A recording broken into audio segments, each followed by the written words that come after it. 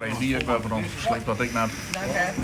We waren om 11:08 waren we iepen en al vrij snel toen die het bleken dat er een lietse drukfout op de listen stier bij een van de kandidaten.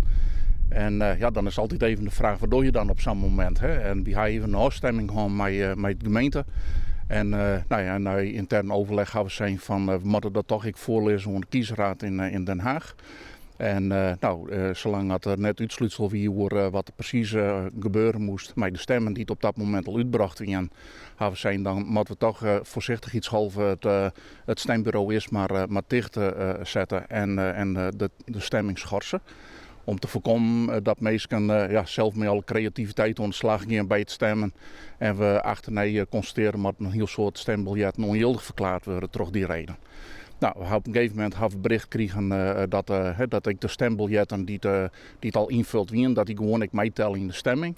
En daarmee konden we het stembureau ik weer open zetten. Gelukkig gingen de meesten een heel soort begrip voor de situatie.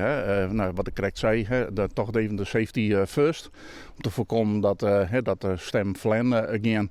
Dus meesten die hebben verwezen naar de andere stembureaus hier in de gemeente.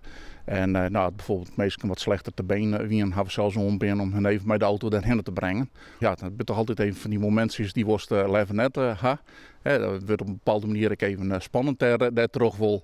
Maar ik denk dat we met elkaar hier goed handelen gaan en goede keuzes maken gaan.